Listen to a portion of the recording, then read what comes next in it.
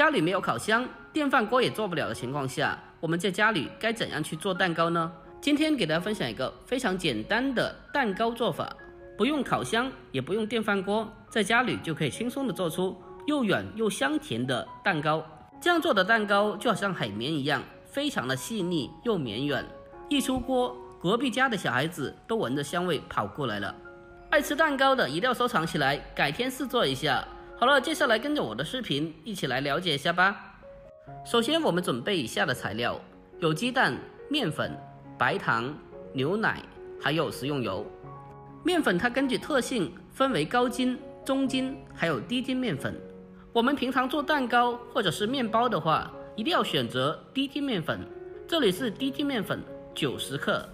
接着就是白糖70克，白糖具体量我们也可以根据个人喜欢的甜度进行增减。紧接着就是普通的食用油75克，纯牛奶60克，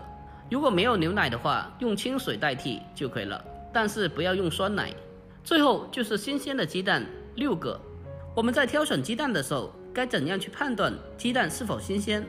我们只需要将鸡蛋拿起来，用手给它轻轻的晃动一下，如果感觉到鸡蛋的内部像水一样晃动的话，那么就代表鸡蛋放置的时间过久，里面已经是液化变水了。这个也是非常实用的挑鸡蛋的小技巧，大家一定要记下来。下一步我们将鸡蛋给它处理一下，把鸡蛋给它打进碗中，接着再把蛋黄给它单独的挑出来。这一步需要将蛋白和蛋黄给它完全的分开，特别是蛋白里面不能有蛋黄，哪怕是一点点都要给它挑出来，不然后续蛋白在打发的过程中就比较难打发了。好了，下一步我们开始正式的制作。准备一个干净的盆子，先把牛奶还有食用油和低筋面粉都给它倒进盆里面，接着再用打蛋器开中速给它打成没有颗粒的面糊。在搅拌的过程中，我们需要给它同一方向进行搅拌，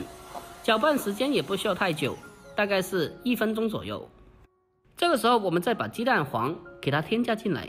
然后再继续的用电动打蛋器给它打成细腻柔顺的鸡蛋糊。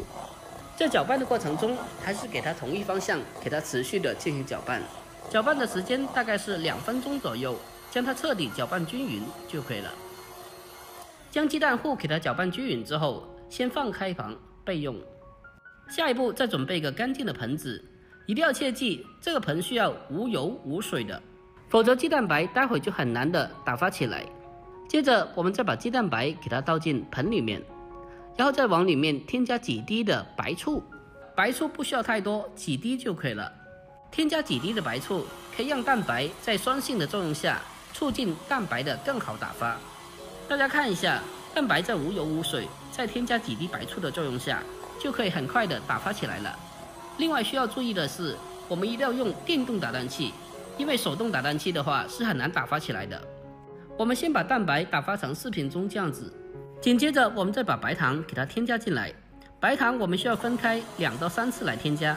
将白糖添加进来以后，接着再用电动打蛋器开高速给它快速的进行打发。将白糖添加进来以后，接着再继续的用电动打蛋器给它开高速给它快速的进行打发。打发一会后，接着再把剩下的白糖都给它添加进来，然后再继续的用高速给它持续的进行快速打发，把蛋白一直的打发至非常的细腻。随着打发的时间推移，蛋白会慢慢的变得浓稠起来一样，而且蛋白还会呈现出来褶皱状。蛋白打发的时间大概是在8到10分钟左右，就好像视频中这样子，提起来有小尖尖就可以了。接着我们先把1/3的蛋白给它添加到鸡蛋糊里面，然后再采用上下翻拌的手法，将蛋白和鸡蛋糊给它翻拌均匀。在这里需要注意，不能用力的搅拌，避免造成蛋白消泡，否则做出来的蛋糕就发不起来，不够松软。我们将它轻轻的翻拌均匀之后，接下来再把剩余的鸡蛋白给它全部的添加进来，然后再继续采用上下翻拌的手法，给它轻轻的翻拌均匀，让鸡蛋白和鸡蛋糊给它充分的融合在一起。搅拌均匀之后，我们来看一下，这时候的面糊变得非常的丝滑。接着我们再准备一个盘子或者是模具，我这个是8寸的蛋糕模具，给它四周都扫上食用油，这样方便后续脱模。接着再把调好的面糊给它倒进模具里面，然后再用力的往桌子上震动几下，震出里面的大气泡，这样蛋糕会更加的细腻。全部处理好后，接下来给它上蒸锅，再扣上一个盘子，防止蒸馏水流进来。最后再盖上盖子，用大火给它蒸30分钟。A few moments later， 30分钟以后，我们将它关火取出来，最后给它脱模就可以了。就这样，这个非常好吃的蛋糕就已经制作完成了。这样做的蛋糕就好像海绵一样，特别的松软又 Q 弹，吃起来又软又香甜，特别的好吃，简直比外面买的一模一样。最重要的是自己在家里面做，配料表更加的健康，而且做起来还非常的简单，不需要烤箱，也不需要电饭锅也能做。如果您平常也爱吃蛋糕的话，那么这个做法一定要收藏起来，改天试做一下。好了，今天视频就到这里，喜欢的记得点赞关注，我们下个视频再见吧，拜拜。